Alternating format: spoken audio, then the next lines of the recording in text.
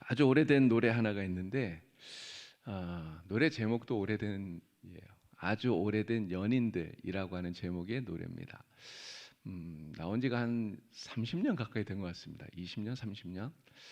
공이로비라고 하는 가수가 불렀는데요. 공이로비가 부른, 아마 우리 젊은 분들은 좀 기억을 하실 거예요. 이 노래 가사를 한번 보도록 하겠습니다. 이 가사를 보면 저녁이 되면 의무감으로 전화를 하고 관심도 없는 서로의 일과를 묻곤 하지. 가끔씩은 사랑한단 말로 서로에게 위로하겠지만 그런 것도 예전에 가졌던 두근거림은 아니야.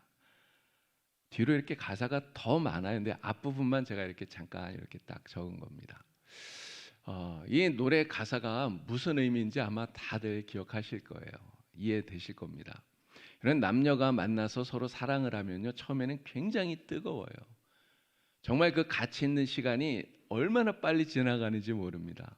뭐 1시간, 2시간 있었는데 뭐 1, 20분밖에 안 지난 것 같은데 이런 마음이 막 들잖아요. 그런데 5년 지나고 10년 지나고 이렇게 오랫동안 사귀다 보면 이러한 마음들이 다 식어진다고 하는 거죠. 그래서 감정도 식고 흥미도 떨어지고요. 만나도 가슴이 별로 떨리질 않아요. 만나도 서로 이 지루함만 느껴요. 그러면서 그냥 서로가 서로에 대한 그냥 의무감으로 뭐 그냥 이런 이야기 저런 이야기 이렇게 하는 거죠. 한마디로 말하면 이게 권태기에 빠진 것이다 이렇게 말할 수 있습니다. 권태기, 권태기라는 이름을 가진 사람도 있을 것 같아요. 근데 이 권태기, 여러분 이 권태기가 뭡니까? 사람이 권태기에 빠지면 진짜 힘들어지는 것 같아요. 특히 이렇게 남녀의 관계 속에서 권태기에 빠지면 이걸 잘 극복하지 못하면 어떻게 됩니까? 결국은 헤어져요. 근데 문제는 이 사람들에게, 어떤 사람들, 특별한 사람들에게만 이 권태기가 오는 게 아니라는 거죠. 모든 사람들에게 권태기가 다 옵니다. 하지만 사실 권태기가 온다고 다 또 헤어지는 것도 아니에요. 여러분, 이 권태기가 올 때 권태기를 잘 극복하고 이겨내면 오히려 더 관계가 좋아질 수 있어요. 더 좋은 관계로 나아갈 수 있다는 거죠. 그래서 권태기가 오는 것이 문제가 아니라 권태기가 왔을 때 이것을 어떻게 잘 극복하고 이겨내느냐 하는 것이, 그것이 사실은 더 중요한 것이다 이렇게 말할 수 있습니다. 근데 우리 신앙생활에 있어서도 이러한 권태기가 올 수 있다는 거죠. 신앙생활에 있어서 권태기. 자, 신앙생활을 잘하다가 어느 순간에 영적인 이러한 권태기가 옵니다. 그래서 신앙생활이 좀 지루해지고 힘들다 이렇게 느껴질 때가 있어요. 그런데 이러한 신앙생활의 권태기가 왔을 때 어떻게 해야 됩니까? 잘 이겨내고 극복해야 된다라고 하는 거예요. 자, 오늘 전로역정 이야기에서는 바로 이러한 영적 권태기에 빠졌을 때 어떻게 이것을 우리가 잘 이겨내고 극복할 것인가를 전로역정에서 우리에게 보여주고 있습니다. 그리스천과 소망이 천성을 향해 가다가 마법의 땅에 들어가게 되는데요. 네, 이 마법의 땅, 그냥 가만히만 있어도 막 이렇게 잠이 쏟아지는, 그래서 잠이 들게 되는 이러한 곳이에요. 자, 이러한 마법의 땅에 들어갔을 때, 신앙생활의 영적인 권태기에 빠졌을 때 이것을 어떻게 극복해 나가는가를 그리스천과 소망, 이 두 사람이 우리에게 보여주고 있습니다. 자, 그 이야기를 먼저 제가 좀 읽어보도록 하겠습니다. 두 순례자는 천성을 향해 가다가 어떤 지방에 도착을 했는데 그곳은 낯선 사람이 들어와서 그곳의 공기를 마시면 저절로 졸음이 오는 곳이었다. 소망도 이곳에 들어서자 몸이 굉장히 무거워지고 나른해지면서 잠이 쏟아지는 것을 느꼈다. 그래서 소망이 크리스천에게 말했다. 정말이지 잠이 쏟아져서 거의 눈을 뜨고 있을 수가 없어요. 그러니 여기 누워서 한숨 자고 갑시다. 절대로 안 돼요. 여기서 잠이 들면 우리는 다시는 깨어나지 못해요. 왜요? 일하는 사람에게 잠이란 꿀과 같은 거 아닙니까? 잠깐만 자고 나면 훨씬 몸이 가뿐해질 것입니다. 목자들 중 한 분이 마법의 땅에서 조심하라고 한 말을 잊었습니까? 그분의 말은 우리가 여기에서 절대로 잠들지 않도록 조심하라고 주의를 준 것입니다. 그러니 다른 사람들처럼 자지 말고 오직 깨어서 정신을 차립시다. 내가 잘못 생각했군요. 지금까지 당신이 저와 동행해 주었기에 망정이지. 만약 여기를 나 혼자 왔더라면 저는 필시 잠이 들어 죽음의 위험을 당했을 것입니다. 두 사람이 한 사람보다 낫다고 한 지혜자의 말씀이 정말 맞습니다. 주님께서 당신의 노고에 합당한 상을 주실 것입니다. 우리 이곳에서 졸지 않도록 좋은 이야기나 서로 주고받으며 갑시다. 두 순례자는 더 이상 졸음이 몰려오지 않도록 신앙적인 대화를 나누면서 마법의 땅을 지나갔다. 네. 전로역정에서 지금 이 두 순례자가 들어간 땅을 마법의 땅 이렇게 부르고 있습니다. 이런 마법하면 뭐가 생각이 납니까? 마술사가 부리는 마법 이런 거 생각나죠? 막 뾰로롱 하는. 근데 여기서 말하는 마법은 그런 마법을 이야기하는 건 아니에요. 여기서 말하는 마법은 바로 성도들을 홀려서 그래서 순례자들을 잠에 빠지게 미혹하는 이러한 힘, 이 정도를 우리가 마법이다 이렇게 생각을 하면 되겠습니다. 자, 크리스천과 소망이 이 마법의 땅에 들어가게 되었는데 여기 들어갔더니 이상한 공기가 느껴지는 거예요. 그런데 그 이상한 공기 때문에 잠이 오기 시작을 합니다. 막 스르륵 잠이 오기 시작을 해요. 너무너무 피곤하고 졸리고. 그러니까 소망이 뭐라고 말을 했습니까? 너무 피곤합니다. 너무 피곤하니까 졸린데 그냥 우리 아무 데나 잠깐 누워서 자다 갑시다 이렇게 이야기를 해요. 자, 그랬더니 크리스천이 기쁨의 산을 떠날 때 그 목자들 4명의 목자들을 만났었잖아요. 그 4명의 목자가 경계했었던 말이 있습니다. 주의하라고 했던 바로 이 마법의 땅에서 졸지 않도록 주의하라 이렇게 얘기했었는데 그것을 기억하고 여기서 자면 안 된다, 정신 차려야 된다 이 이야기를 소망에게 해주게 되었던 거죠. 자, 두 사람이 졸음을 느끼고 그리고 깊은 잠에 빠질 뻔했었던 이 마법의 땅, 이것이 오늘 우리에게 의미하는 것이 무엇인가? 바로 우리가 이 신앙생활을 하는 동안에 바로 영적인 권태기에 빠지는, 그래서 영적 권태기에 깊은 영적 잠에 빠질 수 있다라고 하는 것을 우리에게 가르쳐주고 있는 것이다 말할 수 있는 거예요.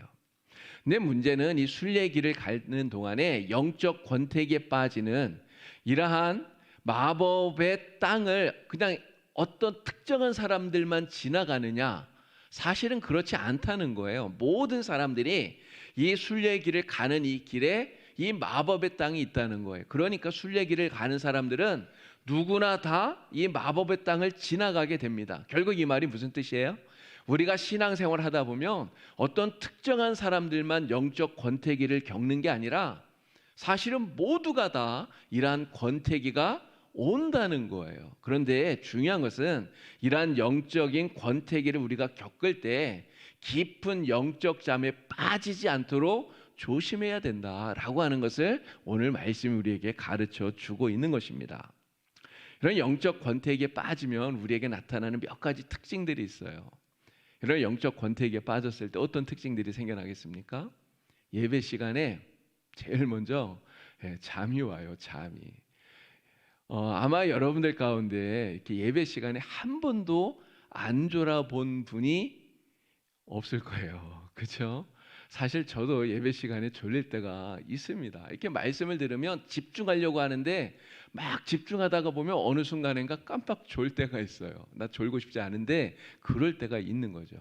그런데 영적 권태기에 빠지면 진짜 내가 집중하려고 하는데 피곤해서 어쩔 수 없이 졸음이 오고 이런 정도가 아니라 목사님이 말씀을 시작함과 동시에 그냥 깊은 잠에 빠지는 이런 모습들이 나타난다는 거죠. 이런 찬양을 부르면 찬양이 은혜가 될까요? 찬양도 은혜가 안 돼요. 이런 기도는 잘 되겠습니까? 기도도 잘 안 되는 거예요. 그러니까 영적 권태기에 빠지면 이런 신앙생활 전체가 사실은 지루해지고 피곤하고 힘들기만 하다라고 하는 것입니다. 근데 아마 여러분들 대부분 다 이런 영적인 권태기에 빠졌던 그러한 경험들이 있을 거라고 생각이 됩니다. 자, 오늘 본문 말씀에 나오는 데살로니가 교회가 바로 이러한 영적인 권태기에 빠졌던 교회다 이렇게 말할 수 있어요. 데살로니가 교회는요, 바울이 2차 전도 여행을 하면서 복음을 전해서 세운 교회예요. 네, 여러분이 데살로니가 교회는 처음 복음을 듣고 예수 믿고 그렇게 신앙생활할 때 그 신앙생활하는 모습이 얼마나 아름다웠는지 모릅니다. 데살로니가전서 1장 7절에서 8절까지 말씀을 보면 이 데살로니가 교회에 대한 이야기를 하면서 이렇게 이야기를 해요. 하나님을 향하는 너희의 믿음의 소문이 각처에 퍼졌다는 거예요. 정말 그 많은 지역 속에 이 데살로니가 교회가 얼마나 아름답게 신앙생활을 하는지 그 아름다운 믿음의 소문들이 각처에 소문이 났다는 거예요. 이 정도로 아름다운 신앙생활을 하는 교회였다는 거죠. 그런데 이러한 데살로니가 교회에 문제가 하나 있었습니다. 문제가 하나 있었어요. 어떤 문제냐면 바로 예수님께서 재림하신다고 하셨는데 그 주님의 재림을 기다림에 있어서 어떠한 모습으로 기다려야 되는지, 어떠한 자세로 기다려야 되는지, 주님의 재림을 기다리는 그 모습을 잘 몰랐다고 하는 이러한 문제가 있었다라고 하는 것입니다.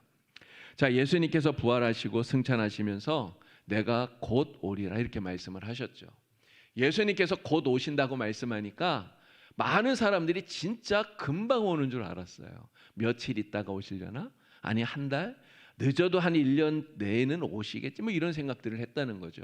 근데 주님께서 곧 오신다고 생각을 하니까 이 데살로니가 교회 성도들은 주님의 재림에 대해서 정말 깊은 관심을 가지고 주님이 빨리 오기를, 정말 하루라도 더 빨리 오기를 간절히 고대하고 기다리고 그렇게 소망하는 이러한 마음으로 주님을 기다리고 있었다는 거예요. 여러분, 주님이 빨리 오기를 기다리는 것은 우리도 똑같은 마음 아닙니까? 여러분들 다 그러지 않나요? 힘들 때, 특히 힘들 때 그런 생각 들잖아요. 주님 좀 빨리 오시면 좋겠다. 진짜 예수님 빨리 왔으면 좋겠다. 이런 생각 들잖아요. 근데 주님이 빨리 오시는 것은 좋은데 그 오실 때까지 기간이 있어요. 그렇지 않습니까? 하나님께서 정하신 딱 날이 있잖아요. 그날 주님이 오시는데 그날이 도래하기까지 우리가 그날을 기다리면서 이 시간이 있습니다. 시간. 그런 이 시간을 우리가 어떻게 보내야 되느냐 하는 것이죠. 주님께서 오실 그때까지 기다리는 이 시간을 어떻게 보내야 됩니까? 어떻게 보내야 될까요? 한마디로 말하면 잘 보내야 됩니다. 잘 보내야 돼요. 근데 이 데살로니가 교회 교인들은 잘 보내야 된다고 하는 이 말을 오해했다는 거예요. 오해했다는 거예요. 이 사람들이 이런 생각합니다. 주님이 오시면 이제 곧 주님이 오실 텐데 주님이 오시면 뭐 내가 다니는 일한 직장 생활 이런 게 무슨 의미가 있나? 내가 이렇게 일하는 거 이게 무슨 의미가 있나? 내가 열심히 주님 예배하고 섬기고 기도하고 찬양하고 이게 중요하지 직장 생활 뭐 이런 게 무슨 소용이 있나? 이런 생각을 한 거예요. 그래서 하던 일 다 때려치우고 일상을 포기하면서까지 주님을 기다리던 이러한 모습들이 이 데살로니가 교회 성도들 가운데 있었다는 거죠. 여러분, 1992년 10월 28일 날 바로 이러한 일이 있었습니다. 실제로 이장님 씨가 다미 선교회 이장님 씨가 10월 28일 날 예수님이 온다고 그렇게 이야기를 했어요. 계시를 받는 아이들이 있어서 그 아이들을 통해 이러한 계시를 받았다는 거예요. 이장님 씨는 이단 아닙니까? 근데 정말 놀라운 것은 이 이장님 씨가 저기 다른 어떤 교단의 목사가 아니에요. 우리 통합 측 대한예수교 장로회 통합 측 목사였어요. 근데 그러한 사람이 92년도 10월 28일 날 예수님 온다고 이야기를 했던 거죠. 근데 이 이야기를 듣고 많은 사람들이 여기에 미혹이 됩니다. 그랬더니 사람들이 어떻게 하죠? 학생들은 학교를 때려치워요. 학교를 안 가요.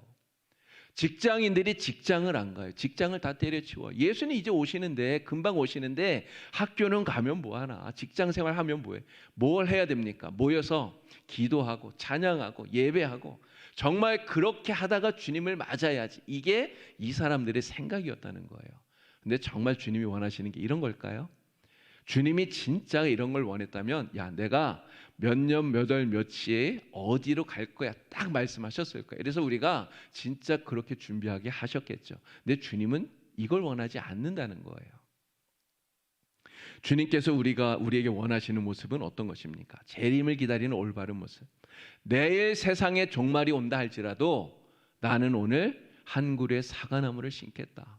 스피노자가 이런 이야기를 했다고 하지 않습니까?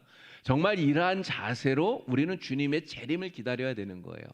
언제 어느 때 주님이 오시더라도 하나님께서 우리에게 맡겨주신 그 사명을 우리는 최선을 다해서 감당하다가 주님이 오셨을 때 아멘하고 주님을 맞을 수 있는 이러한 모습을 가지고 주님을 기다려야 된다는 거죠. 근데 데살로니가 교회 교인들은 그렇게 하지를 않았다는 거예요. 하던 일 다 때려치우고 일상을 포기하고까지 주님의 재림을 기다리는 이런 모습이 있었다는 거죠.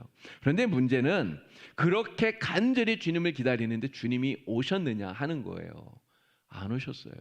주님의 재림이 자꾸만 지연됩니다.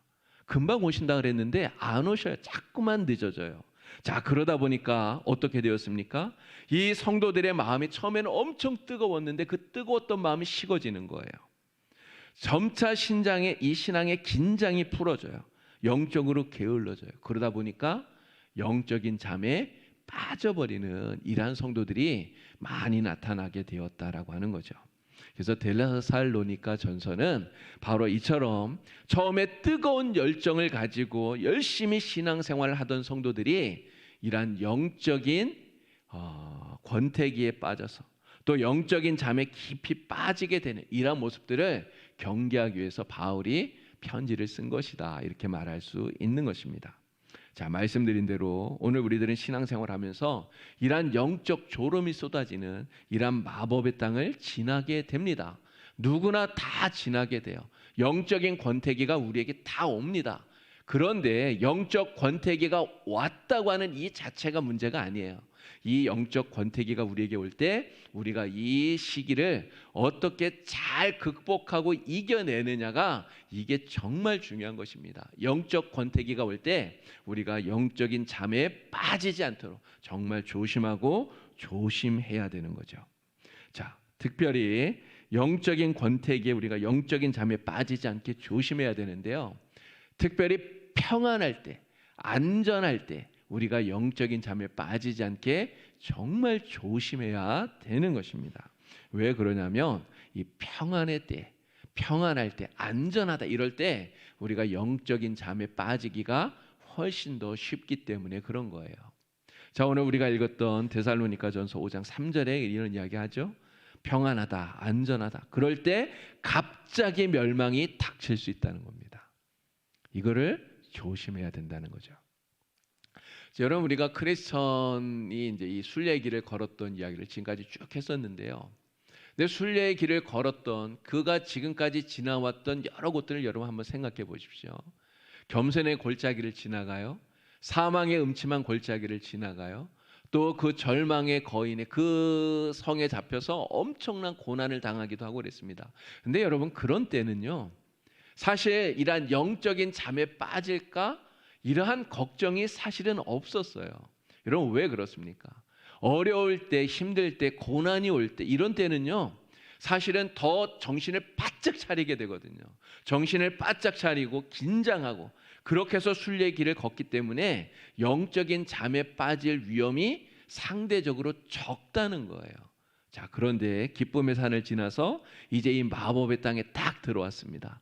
마법의 땅에 들어왔더니 길도 아주 넓고 평탄해요. 아무 일도 없는 것처럼 모든 것들이 순조롭게 잘 진행되어지는 것 같아요. 다 안전하고 편안해 보여요. 여러분, 그러니까 뭐가 옵니까? 졸리고 잠이 오는 거예요. 졸리고 잠이 와요. 영적인 긴장이 풀어지고요, 정신이 해해져요. 그래서 영적인 잠에 깊이 빠질 수 있게 되는 것입니다. 여러분, 고난이 올 때는 사실 우리가 영적으로 더 긴장하기 때문에 사실 그러한 때는 오히려 우리의 신앙이 더 잘할 수 있는 그러한 때가 됩니다. 여러분, 초대교회를 생각해 봐도 그렇잖아요. 초대교회가 엄청난 핍박과 박해를 받았습니다. 사탄이 예수님 승천하고 난 다음에 초대교회를 얼마나 심하게 박했는지 몰라요. 정말 많은 성도들이 순교하지 않았습니까? 여러분, 그런데 그렇게 순교하고 이렇게 핍박당하고 이렇게 하니까 성도들이 어떻게 해요? 더 정신 바짝 차리고 긴장하고 더 열심히 오히려 기도하고 왜 이렇게 하잖아요. 그렇게 하면서 오히려 교회가 부흥되어지는 이런 역사가 나타난다는 거죠. 자, 사도행전 8장 1절 말씀을 보도록 하겠습니다. 자, 우리 말씀을 한번 읽어볼까요? 사울은 그가 죽임당함을 당함을 마땅히 여기더라. 그날에 예루살렘에 있는 교회에 큰 박해가 있어 사도 외에는 다 유대와 사마리아 모든 땅으로 흩어지니라. 아멘. 예루살렘에 지금 큰 박해가 일어났다고 그러는데요. 여기서 말하는 박해가 무엇입니까? 바로 스데반이 순교당한 사건이에요. 최초의 순교가 일어났어요. 그런 스데반이 순교당한 이런 큰 박해가 일어나니까 어떻게 되었습니까? 모든 성도들이 다 흩어져 버린 거예요. 예루살렘에 모여 있었는데 다 유대로 사마리아에 다 흩어져 버린 거예요. 특별히 빌립이라고 하는 제자는 어디로 갑니까? 사마리아. 사마리아에 가서 복음을 전해요. 그랬더니 어떤 일이 벌어졌느냐? 자, 사도행전 8장 4절에서 5절 그리고 8절 말씀인데요. 이 말씀도 읽겠습니다. 그 흩어진 사람들이 두루 다니며 복음의 말씀을 전할세 빌립이 사마리아 성에 내려가 그리스도를 백성에게 전파하니 그 성에 큰 기쁨이 있더라. 아멘. 자, 엄청나게 큰 핍박이 있으니까 오히려 더 정신 바짝 차리고 기도하면서 복음을 전해요. 그 일 때문에 특별히 빌립이 사마리아에 전도했더니 사마리아 사람들이 예수를 믿고 교회가 막 부흥되어지는 거예요. 그래서 사마리아 성에 큰 기쁨이 생겨나는 이러한 일이 있게 되었다라고 하는 거죠. 교회가 핍박당하고 박해를 받을 때 오히려 더 정신 차려서 교회가 부흥하는 이러한 역사가 일어난다는 거예요. 자, 그런데 그 이후에 기독교가 로마로부터 국교로 인정을 받습니다. 기독교가 로마의 국교가 되었어요. 아무도 예수 믿는다고 핍박하는 사람이 없어요. 오히려 그때는 출세를 하려면 신부가 되어야 되고요. 이 기독교 신앙을 가져야 오히려 출세할 수 있는 때가 된 거예요. 여러분 그렇게 되니까 교회가 어떻게 되었습니까? 오히려 썩어요. 오히려 부패하고 오히려 더 타락하게 되는 이러한 모습을 갖게 됩니다. 그러니까 평안해질 때 오히려 영적인 잠에 깊이 빠지게 된다는 거죠. 하나님의 마음에 합한 사람이라고 하는 다윗도 역시 마찬가지예요. 이런 다윗의 인생에 있어서 가장 심각한 위기, 다윗의 인생에 있어서 가장 심각한 그 위기가 왔던 때가 언제입니까? 바로 모든 것이 다 잘 될 때, 평안할 때, 바로 그때에 다윗의 인생에 가장 심각한 위기가 찾아와요. 자, 사무엘하 11장 1절부터 2절까지 있는 말씀입니다. 자, 이 말씀에 보면 위에 지금 검은 글자 있는 데가 1절입니다. 이 1절 말씀을 보니까요. 전쟁을 하는데 다윗이 전쟁터에 나가질 않아요. 군대만 보내고 다윗은 예루살렘 성에 그냥 남아 있었다고 얘기를 합니다. 여러분 왜 다윗이 전쟁터에 안 나갔을까요? 이 전까지는 다윗이 계속해서 전쟁터에 나갔거든요. 근데 왜 안 나갔겠습니까?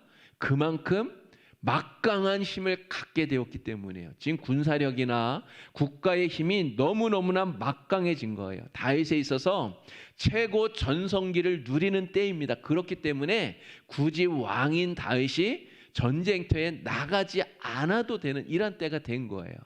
자, 그래서 예루살렘 성에 남아 있었는데 다윗이 예루살렘에 남아서 무엇을 하느냐 하는 거죠. 자, 2절 말씀 보니까 저녁 때에 다윗이 그의 침상에서 일어나 왕궁 옥상을 거닐었다고 얘기를 해요. 자, 언제 일어났다고요? 언제 일어났습니까? 잠을 자다가.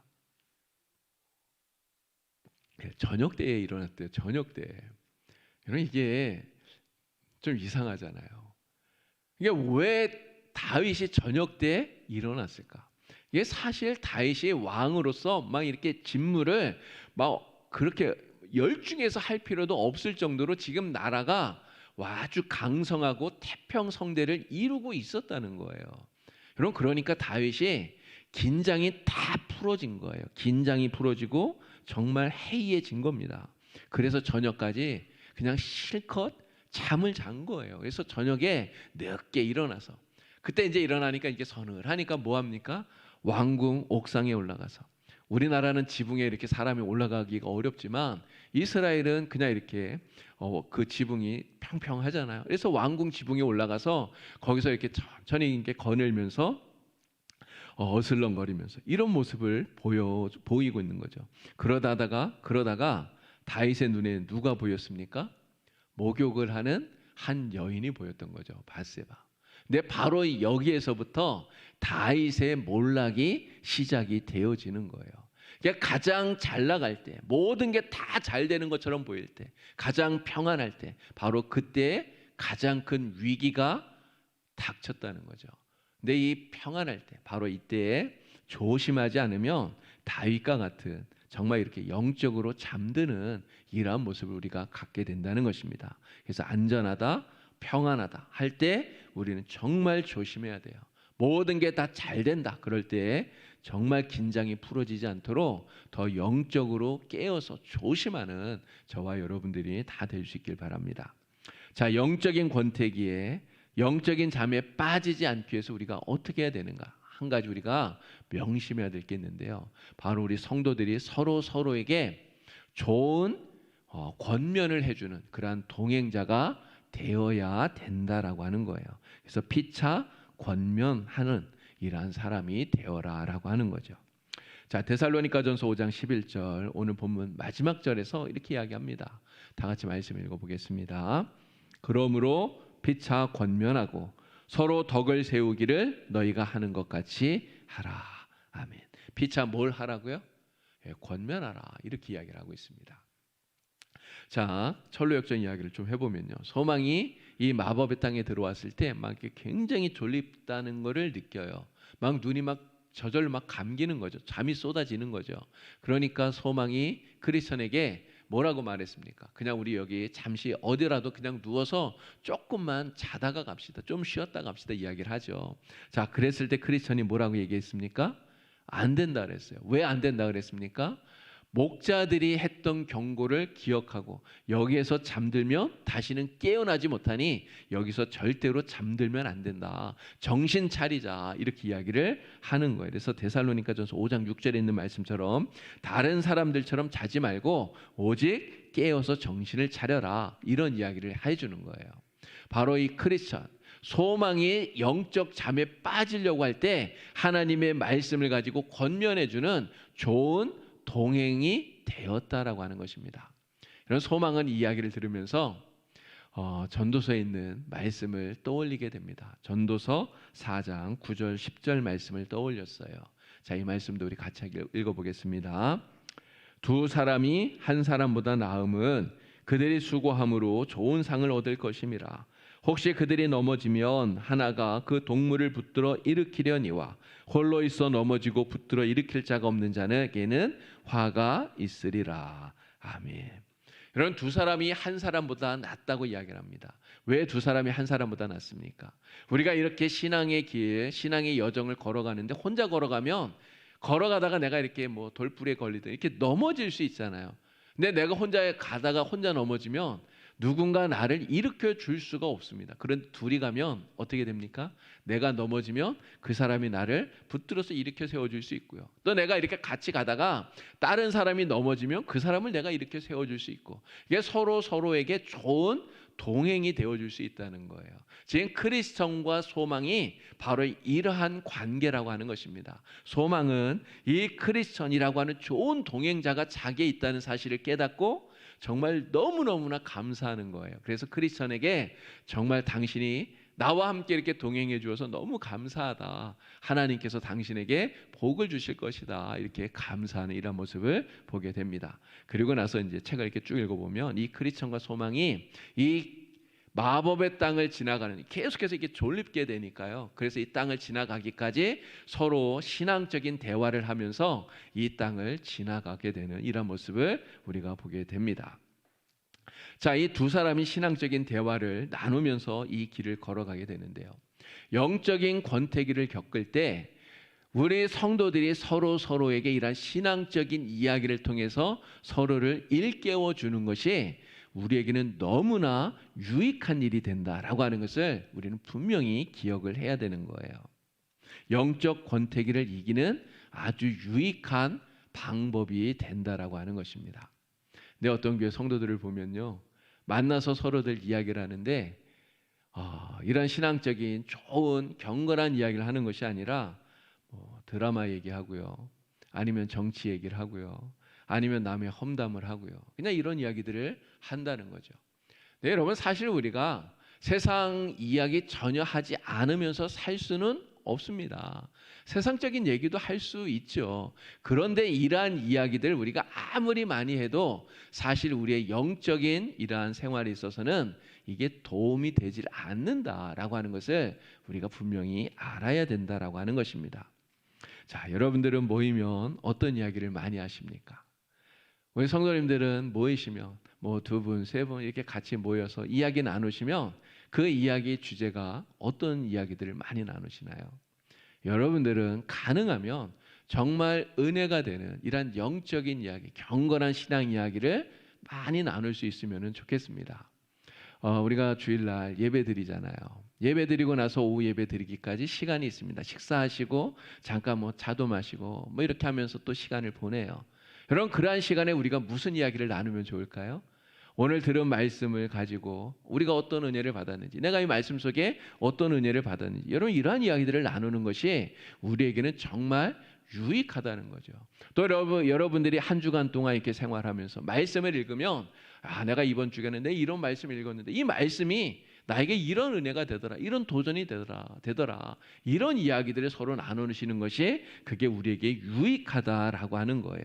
이러한 신앙적인 이야기를 나누면서 서로에게 은혜가 되고 덕이 되는, 그렇게 함으로써 우리가 영적인 권태기를 지나갈 때 영적인 잠에 빠지지 않도록 서로를 권면해주고 도와줄 수 있는 그런 성도가 다 될 수 있기를 바랍니다. 자, 바울이 데살로니가 교회에 편지를 쓰는 목적 가운데 하나가 바로 이거예요. 성도들이 서로가 서로에게 좋은 동행자가 되어 주어라, 이러한 권면을 우리에게 주고 있다는 거죠. 그래서 바울은 뭐라고 얘기했냐면 데살로니가전서 4장 9절에서는 서로 사랑하라, 이런 이야기를 합니다. 서로 사랑하라. 또 데살로니가전서 4장 18절에서는 서로 위로하라, 이런 이야기를 해요. 그리고 오늘 본문 가운데 11절에서는 서로 권면하라, 이런 이야기를 합니다. 서로 이게 어떤 특정한 사람만 사랑하고 위로하고 권면하고 이런 일을 하라는 게 아니에요. 뭐 목사만 성도들에게 사랑하고 위로하고 권면하는 이런 말을 하라, 이런 거 아닙니다. 목사도 성도에게 그런 이야기를 해야 되지만 성도들도 목사가 또 이런 권태기에 빠질 때 깊은 잠에 빠지지 않도록 사랑의 말, 위로의 말, 권면의 말, 이런 말을 통해서 각성시켜 주어야 된다는 거죠. 또 성도님들도 서로가 그렇게 하라는 거예요. 장로님들은 집사님들에게, 또 집사님들은 또 다른 집사님들에게, 집사님들이 우리 장로님들에게도 말할 수 있겠죠. 누군가가 이러한 영적인 권태기를 겪는 것처럼 보여진다 그러면 이러한 말을 하라는 거죠. 사랑의 말을 하고 위로의 말을 하고 또 격려하는 이러한 말을 하고 또 권면하는 이러한 말을 해서 이러한 영적 권태기, 영적인 잠에 깊이 빠지지 않도록 깨워주고 각성시키고, 그래서 정신 차리고 이 영적 권태기를 잘 이겨낼 수 있게 만들어 주어라. 이게 좋은 동행자다, 이렇게 이야기를 하고 있는 것입니다. 우리 봉산교회 성도님들은 정말 단 한 사람도 이러한 영적 권태기를 지나갈 때, 이러한 영적 권태기를 겪을 때 정말 영적 잠에 빠져서 망하는 사람이 진짜 단 한 사람도 없기를 우리 주님의 이름으로 축복합니다. 여러분들에게 영적 권태기가 온다면 정말 기도하면서 또 서로에게 좋은 동행이 되어 주셔서 영적 권태기, 정말 깊은 잠에 빠지지 않고 정신 차려서 이러한 시기를 잘 지나갈 수 있게 되기를 바랍니다. 그래서 정신 바짝 차리고 믿음의 길 끝까지 걸어가는 저와 여러분 다 되기를 바랍니다. 자, 옆에 계신 분들을 한번 보시겠습니까? 옆에 지금 누가 있는지 한번 보세요. 지금 내 옆에 있는 분이 누구입니까? 우리가 이 신앙의 길, 믿음의 길, 하나님의 나라까지 천성까지 가는 이 순례길을 나와 함께 걸어가고 있는 나의 좋은 동행이 지금 내 옆에 있는 분들이에요. 나와 함께 걸어가는 좋은 신앙의 동행자들. 자, 옆에 계신 분에게 이렇게 한번 말씀해 보시기 바랍니다. 함께 동행하게 되어서 감사합니다. 네. 네. 함께 동행하게 되어서 감사합니다. 자, 한번 또 인사할까요? 좋은 동행자가 되어 주셔서 감사합니다. 네. 우리가 천국 가는 이 길을 걷는데 혼자 가는 길은 외로워요. 아무리 이 길이 좋은 길이라 할지라도요, 혼자 가면 외로워요. 여러분 외로우면 힘듭니다. 그러면 포기할 수 있어요. 여러분 이 신앙의 길은 절대로 혼자 가는 길이 아니에요. 우리 봉산교회 모든 성도들이 다 같이 함께 손을 잡고 가는 길이 바로 이 신앙의 길, 이 순례의 길인 줄로 믿습니다.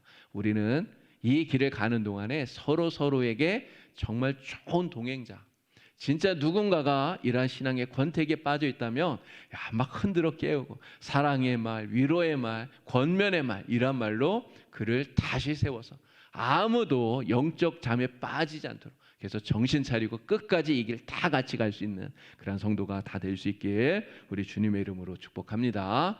예, 기도드리겠습니다. 하나님 아버지, 오늘 우리 봉산교회 모든 성도들이 다 같이 함께 이 신앙의 길, 순례의 길을 걸어갈 수 있도록 도와주셔서 참으로 감사합니다. 우리 모두가 서로에게 정말 좋은 동행이 될 수 있도록 하나님 인도하여 주시옵소서. 우리에게 좋은 동행자가 되어주는 서로에게 감사하게 하여 주시고 또 우리에게 이렇게 좋은 동행자를 주신 주님께 감사하면서 끝까지 순례의 길 믿음으로 잘 걸어가는 우리 봉산교회 모든 성도가 되도록 하나님 인도하여 주시옵소서. 예수님의 이름으로 기도드리옵나이다. 아멘.